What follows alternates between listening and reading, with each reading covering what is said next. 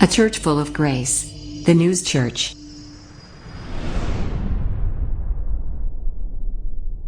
할렐루야. 한 주간도 잘 지내셨습니까? 지난 한 주간도 하나님의 은혜 아니었으면 단 한순간도 살 수 없었음을 고백할 수 있는 아주 많은 뭐라 그럴까요? 하나님의 인도하심을 직접적으로 몸소 체험하면서 살았던 한 주간입니다. 뭐 저뿐만 아니라 우리 많은 교인들이 다 함께 그렇게 하나님의 은혜 속에서 은혜를 체험하고 감사한 삶을 살았을 줄로 믿습니다. 오늘도 은혜 많이 받읍시다 라고 우리 서로 인사하도록 하겠습니다. 자, 은혜 많이 받읍시다. 은혜 많이 받읍시다. 자, 오늘 성경 본문의 말씀에 가지고 나눈 은혜의 제목이 바로 등불을 켜는 사람도 아니고 가져오는 사람이에요. 이상하다. 등불을 보통 이렇게 어디에 뭔가 있으면 거기 불을 딱 붙이는 것, 그렇게 역할을 가져야 되는데 오늘 말씀은 등불을 가져오는 사람이라는 제목으로 은혜를 나누고자 합니다. 우리나라 그 북쪽 위쪽으로 올라가 보면 중국 위로 더 올라가면 러시아라는 곳이 있죠. 그곳이 예전에는 소비에트 연방 공화국이었습니다. 그래서 우리는 흔히 그것을 소련이라고 얘기했고, 그 소련을 왔다 갔다 할 수 있는 상황이 아니었기 때문에 공산국가라 들어가는 것 자체가 어려웠죠. 그래서 우리는 일괄적으로 소련을 뭐라고 표현을 했냐면 철의 장막, 그렇게 소련의 나라를 철의 장막의 국가라고 표현을 했고, 그 아래에 있는 중국은 우리는 뭐라고 표현했냐면 대나무 죽자를 써서, 대나무가 많잖아요.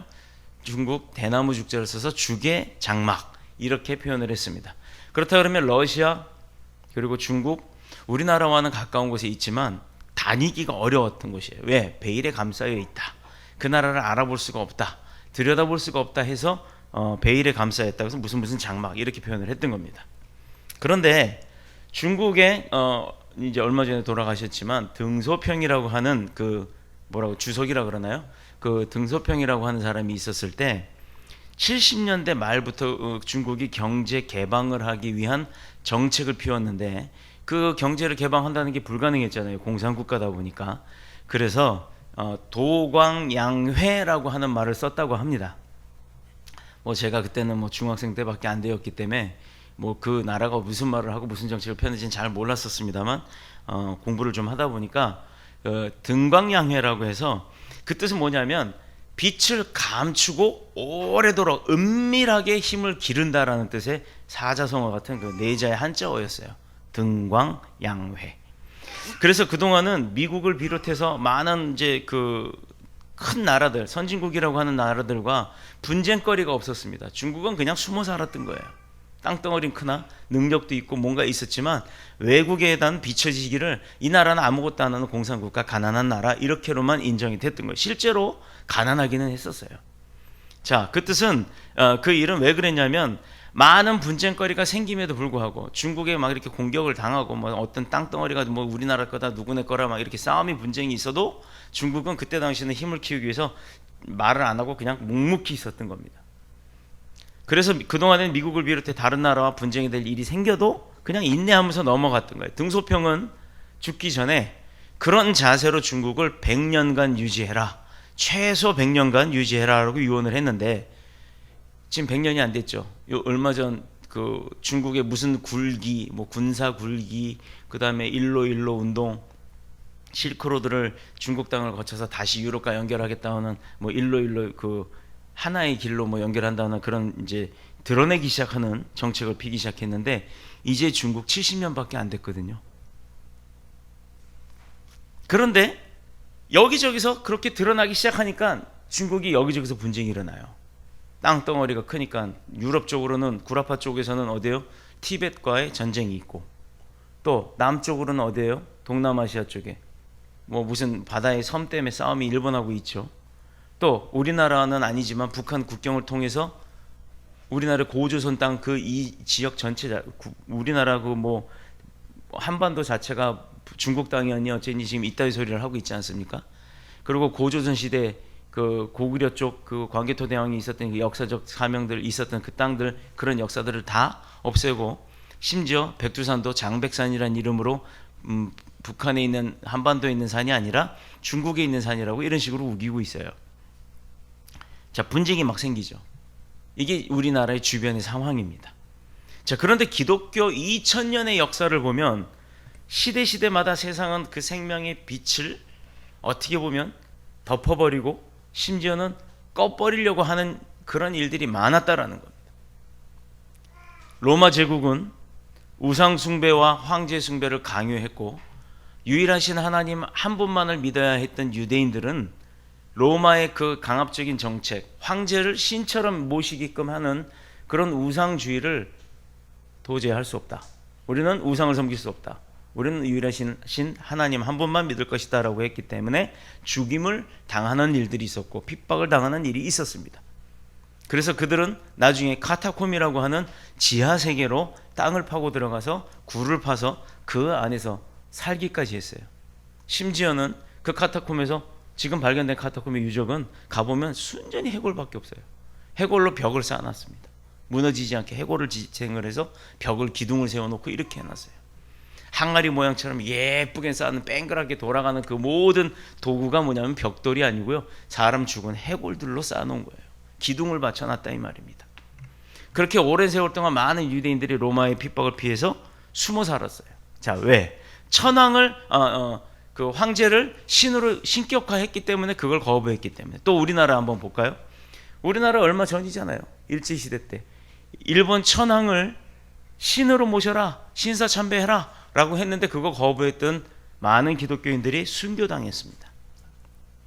일본은 그거는 정치적인 목적이고 신앙적인 목적이 아니라 정치적인 목적이기 때문에 우리가 거기 가서 절해도 무방하다라고 가서 절한 목사님들도 있어요. 그들 때문에 우리는 그렇게 하기 싫다, 너네는 그럼 그렇게 해라, 너네랑 우리랑 같이 못 간다 해서 장로교가 분파되기 시작했던 거고, 합동과 통합의 차이가 바로 그거예요. 합동은 죽어도 우리는 하나님 한 분이다. 통합은 뭐라 그랬어요? 그건 정치니까, 신앙이 아니니까 가서 우리 생명 부지하기 위해서 가서 절하자 라고 가서 절한 게 통합이에요. 마침내 1938년 조선 예수교 장로회 총회에서 신사참배를 결의하게 됐을 때 한국교회는요, 우상숭배 앞에 무릎을 꿇는 아주 부끄러운 일을 하고 마른 겁니다. 저희가 속해 있는 우리 교단도 마찬가지로 그 우상숭배 거부했던 교단이에요. 북한의 공산당에 의해서 종교 말살 정책이 있었죠. 우리 저기 한번 기회가 되면 전라남도 영광으로 갈 거예요. 전교인 다. 그 영광에 가면 염산교회라고 있어요. 그 교회는 그 교회 70 이내의 교인들이 모두 다 돌을 새끼줄에 돌을 묶어가지고 바로 그 앞에 있는 바다에 수장당하는 일을 당한 교회예요. 왜? 하나님 믿는다는 이유 하나로. 순교로서 신앙의 자유와 주권을 지키면서 이 땅의 빛으로 오신 그 예수님의 사명대로 우리가 그 사명을 감당하고 오늘에까지 이르게 된 겁니다. 그 많은 사람들의 순환과 고난과 그리고 고통 속에, 핍박 속에, 심지어는 순교 속에서 지금의 기독교가 이어져 오고 있는 거예요. 자, 예수 그리스도의 십자가의 구원과 은혜는요, 로마 시대에 했던 그 중세 시대 때는 물론이고 많은 중세 시대를 거쳐서 지금 우리가 살아가고 있는 오늘 이 시간까지도 이르러서 계속 수많은 믿음의 선배들이 목숨을 바쳐 주님을 섬기는 그 신앙의 중심을 이어왔다라는 겁니다. 더 가깝게는 지금 우리가 살고 있는 지금 2019년 이 시대에도 북한 땅에는요, 하나님 믿는 거 발각만 되면 그냥 사형이에요. 길거리에서 공개 처형당하고 있어요. 이게 지금 현실입니다. 근데 북한만 그런가요? 이런 나라가 지금 암암리에 얼마나 많습니까? 우리가 자유로운 환경에서 신앙생활을 하고 있다는 것, 이어간다는 것, 이거 감사한 거예요. 이거 누구한테 핍박받지 않아서 감사한 거예요. 만약에 핍박받으면요, 더 하나님을 의지하기 위해서 많은 사람들이 몰려올지도 몰라요. 편하니까 하나님 믿고 의지하고 삽시다라고 해도 그것을 필요성을 못 느껴서 교회에 가자 그러면 그것을 귀찮아하는 겁니다. 자, 우리가 자유로운 환경에서 신앙생활을 이어갈 때 여러분, 예를 들어서 안 목사님 그 뒤에 불 좀 한번 다 꺼보세요. 싹 다 꺼보세요. 그 옆에 거 이거는 안 꺼지는 건가요? 자, 깜깜하죠? 분위기 좋은가요? 여기도 꺼지면 아무것도 안 보이는 거예요. 마찬가지로 이런 겁니다. 지금 우리가 편하게 자유롭게 드리는 이 상황이 감사한 거라는 거예요. 이는 진리의 하나님의 말씀, 세상을 비추는 그 생명의 빛, 이 빛은 감출 수가 없다라는 겁니다. 아무리 이제 우리 지금은 없지만 우리가 몇 년 전에 그 말레이시아를 갔다 오게 됐는데 거기는 아직 반딧불이가 있어요. 엄청나게 많아요. 반딧불이가 막 날라와서 카메라로 그걸 찍고 있어서 사진으로 나오지도 않기 때문에 요만한 소형 카메라로 그걸 막 찍고 있었는데 그 소형 카메라의 렌즈에서 나오는 빛 빨간불 요만한 거 하나를 보고 반딧불이가 막 쫓아옵니다. 그래서 손으로 이렇게 탁 잡았어요. 와, 세상에. 손으로 잡았는데도 이 손 틈 사이로 그렇게 꽉 막았는데도 불구하고요, 요 손가락 틈으로 그 빛이 반짝반짝 나오는데 얼마나 예쁜지 몰라요. 그 예쁜 거 우리도 기회가 되면 한번 다 보러 가자고요. 이게 뭐냐면 그렇게 감춘다고 감춰봤지만 빛은 새 나오더라 이 말입니다.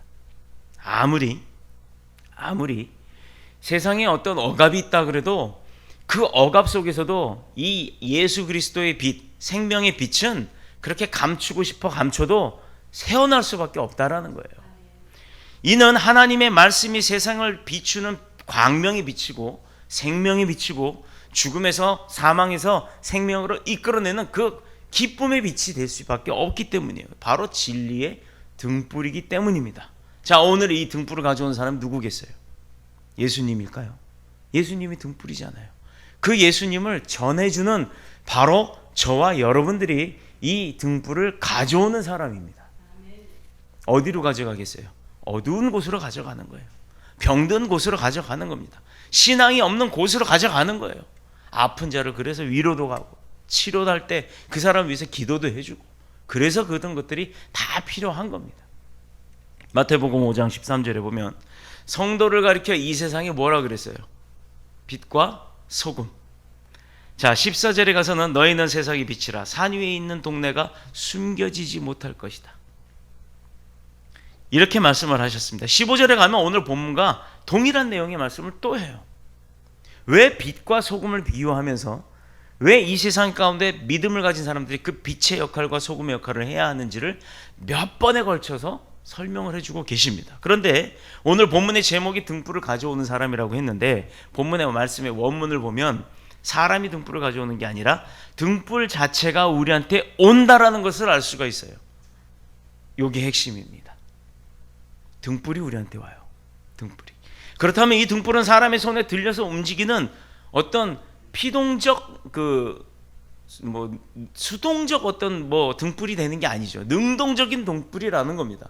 자체 스스로가 움직임을 갖는 거죠. 자, 생명이 없는 어떤 도구가 아니라 인격과 생명을 소유하고 있는 어떤 존재라는 것을 우리가 알 수 있다는 겁니다. 그렇다면 본문의 비유로 말씀한 이 등불이 바로 그 거룩하신 예수 그리스도라는 거예요. 요한복음 1장 4절 5절을 보면 그 안에 생명이 있었으니 이 생명은 사람들의 빛이라. 빛이 어둠의 빛이 돼 어둠이 깨닫지 못하더라. 어둠이 깨닫지 못하더라. 이 생명의 빛은 이 땅에 육신을 입고 오신 바로 예수 그리스도를 말하는 겁니다. 특히 본문에서 등불을 가리켜 정관사, 우리 교회는 더 뉴스라고 돼 있잖아요. 더. 여기는 정관사 그라는 것이 붙어 있어요. 그 등불. 그 등불이란 뜻은 요한복음에서 세상을 비추는 생명이 비친 바로 그 예수 그리스도를 의미하는 거예요. 단 하나의 등불. 여러 개 있는 여기도 등불이 엄청 많잖아요. 이 많은 등불이 아니라 우리 바로 지금 저와 여러분 옆에 서 계시는 그 등불, 그 생명의 등불, 그 생명의 빛을 말씀하는 겁니다. 문제는 세상을 비추는 이 생명의 빛이 세상에 빛이 되어 있는 성도들과 어떤 상관관계가 있을까? 자, 예수님도 빛이에요. 그 빛이 지금 막 스스로 움직이면서 막 도움을 줄 곳을 찾아다닙니다. 그런데 그 빛을 알고 섬기고 우리가 함께 동행하고 있는 우리도 빛인데 우리의 빛과 그 예수님의 빛이 어떤 관계가 있냐 이 말이에요. 어떤 관계가? 어떤 관계가 있을까요?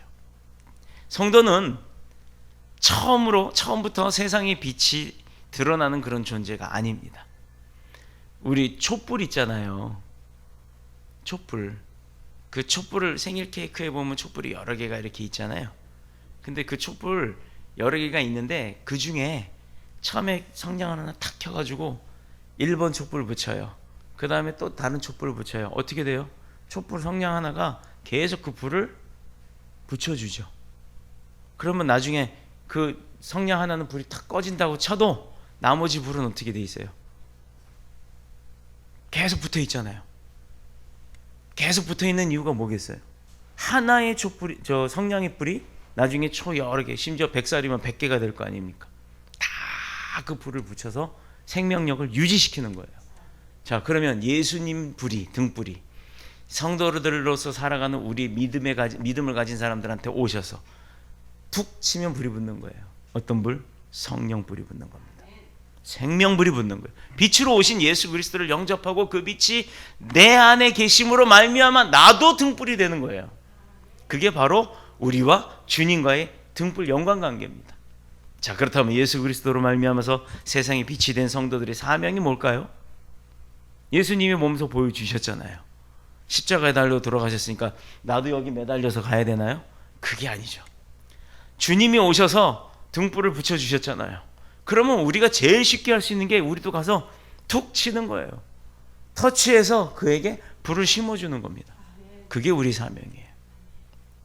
어둠에 잠긴 이 세상을 비추는 랜턴과 같은, 후레쉬와 같은 그런 빛의 역할을 감당해야 하는 겁니다. 저 딸내미 웃으면서 오네요.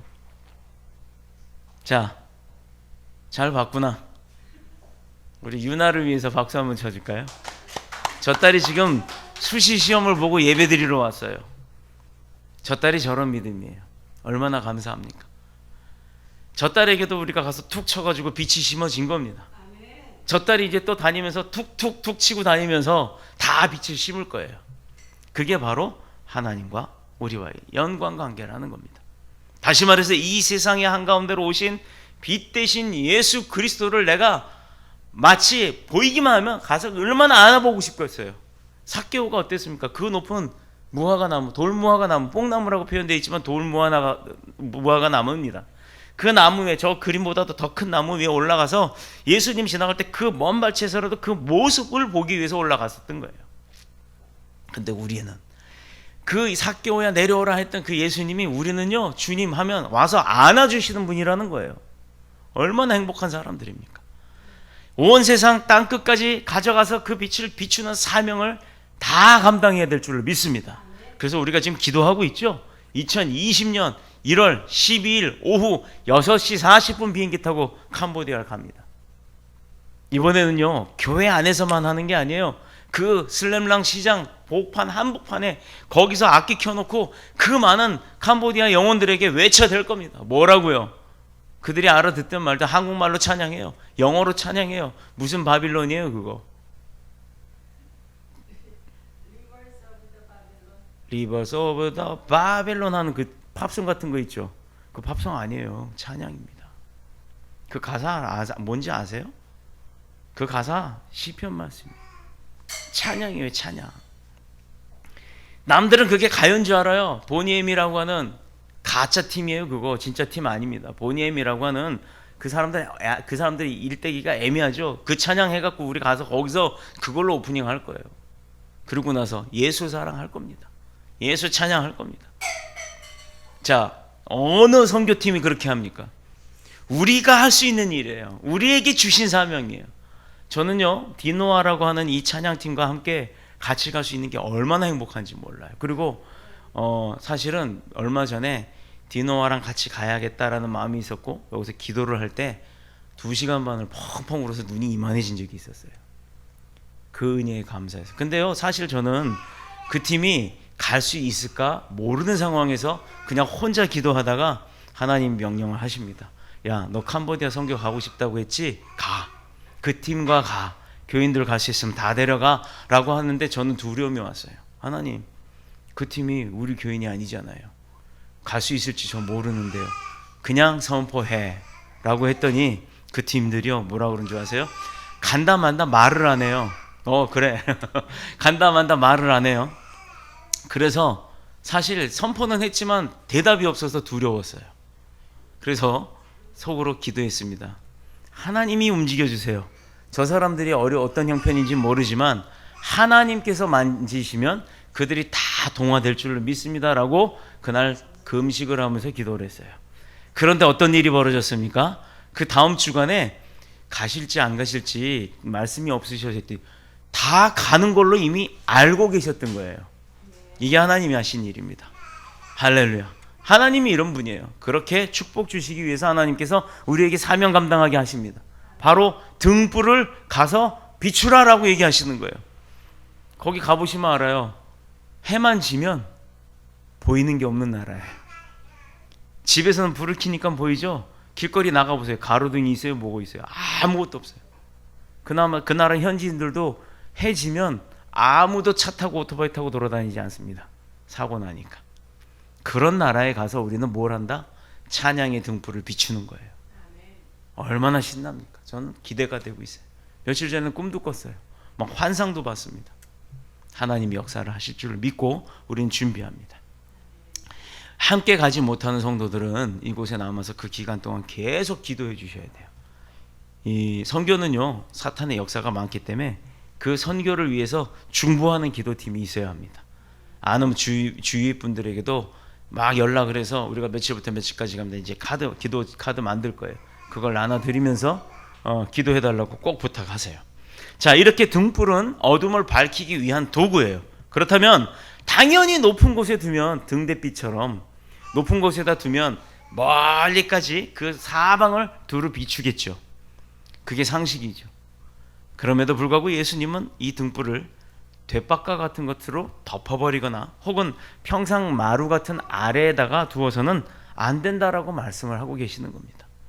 자, 몇 년 전 충청도에서 다들 아실 거예요. 무릎 다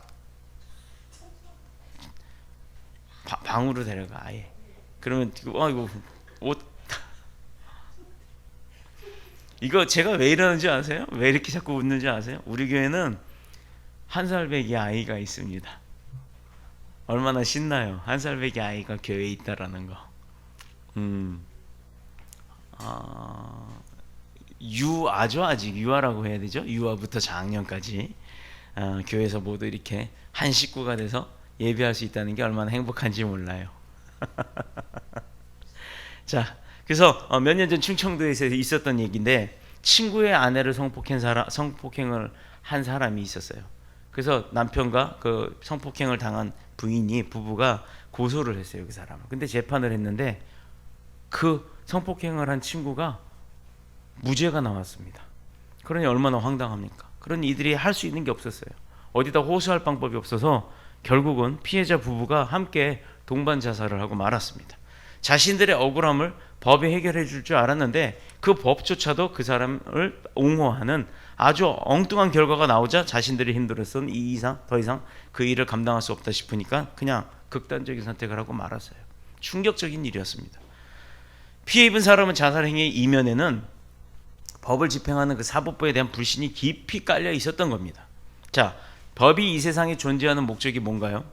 정의를 실현하고 질서를 유지함으로 인해서 모든 인간으로서의 권리를 누릴 수 있게, 또 그리고 인간답게 살기 위해서 그렇게 사람들이 만들어 놓은 규약입니다. 춥지 않으세요? 인간답게 살기 위해서 만들어 놓은 그 굴레라고 했던 그 율법이 요즘은 사법부 마음대로 움직여요. 같은 사안이라도 이 사람한테는 이렇게 적용되고 저 사람한테는 저렇게 적용이 되는 아주 편파적인, 그래서 국민의 분노와 불신을 사고 있습니다. 자, 이렇게 된 이유는 세상이요 참된 진리의 빛을 잃어버렸기 때문이에요. 그 기준점이라고 하는 것이 자기가 돼버렸기 때문입니다. 내 생각, 내 마음, 나의 유익, 이것이 기준이 되다 보니까 상대가 어쨌든 진짜 규약이 있어도 그 규약보다는 내 생각이 이렇게 됐기 때문에 저 사람은 무죄, 내 생각이 이렇기 때문에 저 사람은 같은 죄인데도 쟤는 유죄, 이렇게 바뀌어가는 현실들이 일어난 이 현상이 바로 참된 진리 빛이 없어졌기 때문이에요. 어둠 가운데 율법 전설을 못 보는 거예요.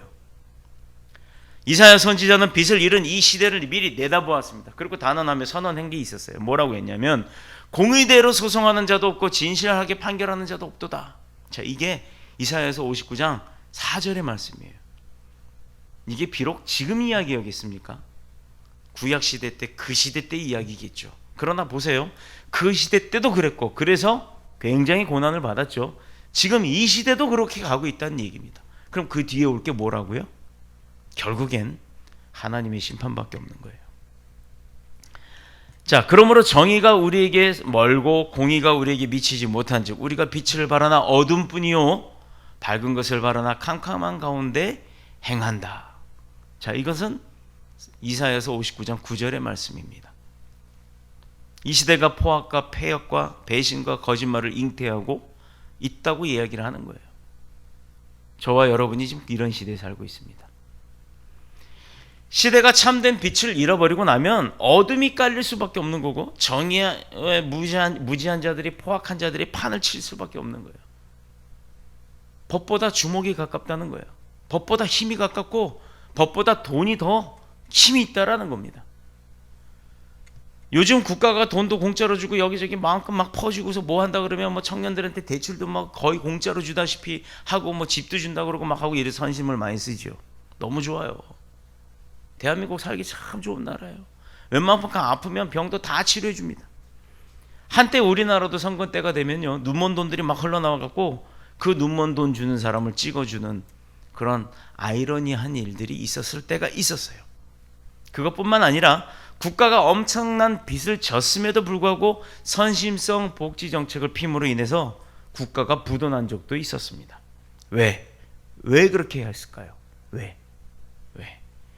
자신들의 어두움을 감추기 위한 방편으로 백성들의 눈을 가리기 위한 선심성 정책을 퍼부었기 때문이에요. 그랬기 때문입니다. 나중에 다 드러나잖아요. 그들이 정치했던 사람, 나라를 이끌어갔던 사람들이 어떤 일들을 벌였는지 다 드러났잖아요. 그들이 다 감옥 가 있지 않습니까? 세상에는 공짜 없습니다. 세상에 공짜가 어디 있어요? 공짜 같은 것은 있어도 공짜는 없는 거예요. 세상에 공짜가 있다라고 믿고 그 공짜를 갖다가 취하는 사람은요, 그 공짜에게 사기당하는 거예요. 요즘 핸드폰 뭐 하면 공짜 막 이러잖아요. 인터넷도 뭐 하면 뭐 전화 요금이 공짜 막 이래요. 근데요, 그거 다 알고 보면 카드 하나 뽑아야 되고 그 카드를 매달 몇십만 원 이상 써야만 뭐 할인돼서 공짜고 어쩌고 이런 조건들이 다 붙어요. 근데 그 조건은 이면에 숨어 있고 맨 처음에 나온 건 뭐예요? 공짜라는 것만 있습니다. 거기에 현혹돼서 그거 딱 사요. 그러고 나서 보면 공짜인 줄 알았는데 나중엔 요금이 다 나오고 있어요. 계산을 3년짜리 계산 다 해보면 처음에 받았던 그거 결국은 3년 동안 다 낸 겁니다. 그게 공짜입니까? 사기당한 거죠. 거짓을 잘못된 것이라 말하지 못하고 참된 진리를 참되다 못하는 그것을 숨기는 그런 세상이라는 겁니다. 내가 크리스찬이고 내가 하나님 믿는 백성이고 나를 섬기는 교회가, 내가 섬기는 교회가 있고 그 교회가 어떤 교회고 그 교회 안에 내가 섬기는 하나님이 어떤 분이라는 것을 당당하게 선포하지 못하는 세대가 되었다는 거예요. 교회가 세상에 핍박을 받고 있기 때문에.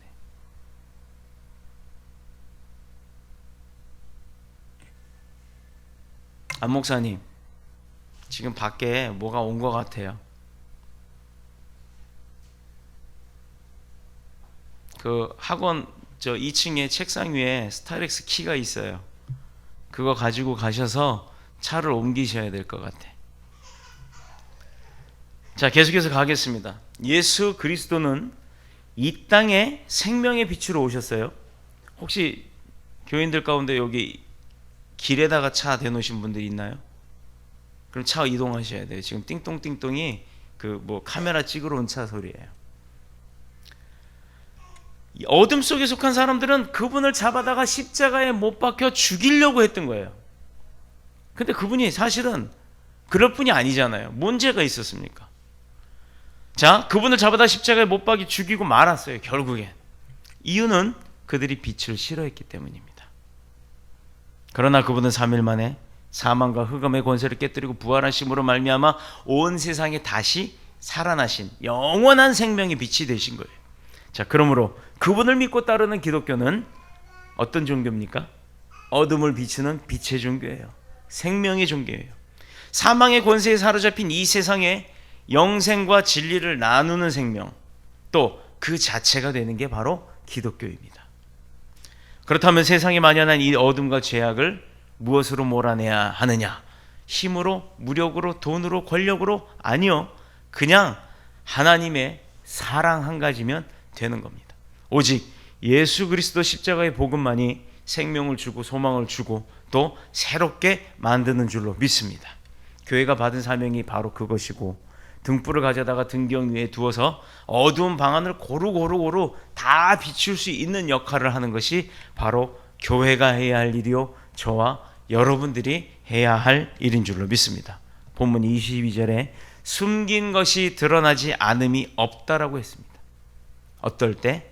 등경 위에 등을 두어서 어두운 곳을 다 비출 때 아무리 어두운 구석에 숨겨놔도 다 드러날 수밖에 없다라는 겁니다. 이것은 우리 안에 빛 대신 예수 그리스도께서 항상 계시면 우리의 행실을 통해 드러나는 것이 악의 것이 드러나는 것이 아니라 빛의 것들이 드러날 수밖에 없다라는 겁니다. 그렇다면 생명의 빛을 소유하고 있는 이 기독교의 신앙은 순교하는 일은 있을 수 있어도 어두운 세상을 향해 생명의 등불을 비추는 이 행위는 감출 수 없는 일이 된다라는 거죠. 죽으면 죽으리라. 근데 죽지 않는다는 게 문제죠. 결과는요, 죽으면 죽으리라라고 뛰어들어도 죽지 않는 겁니다. 하나님께서 보호하시기 때문에. 이게 우리의 사명입니다.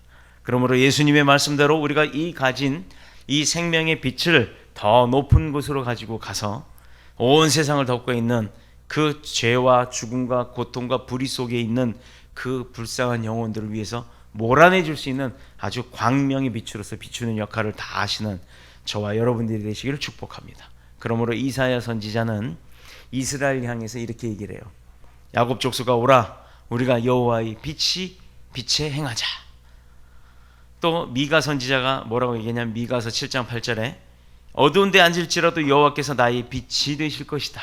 또 사도행전 13장 47절 주께서 이와 같이 우리에게 명령하시되 내가 너를 이방의 빛으로 삼아 너로 땅끝까지 구원하게 하리라. 이거 주님께서 친히 우리에게 약속하신 말씀이에요. 저와 여러분이 인천에 삽니다. 포천에 살기도 합니다. 또 의정부에 사시는 분도 있습니다. 이렇게 우리가 살아가는 각각의 곳에 인천이 됐든 포천이 됐든 의정부가 됐든 하나님께서 우리를 보내주신 거예요. 왜? 그곳에 촛불을 붙이라, 등불을 붙여라, 불의 역할을 감당하라. 이렇게 이 땅에 오신 예수 그리스도의 생명빛과 진리의 빛을 비추고 증거하는 귀한 사명을 우리에게 주신 줄로 믿습니다. 불의와 타협하지 않고 세상과 짝짓지 아니하고 또 거짓에 침묵하는 비겁한 자가 되지 말고 우리 삶의 현장에 진리와 생명의 등불을 다 가져다 주는 그 빛을 비춤으로 또 잃어버린 많은 영혼들이 주님 앞에 돌아올 수 있게 하는 기적과 능력과 축복의 삶이 다 되시기를 그리스도 예수님의 이름으로 축복합니다. 축원합니다. 기도드리겠습니다.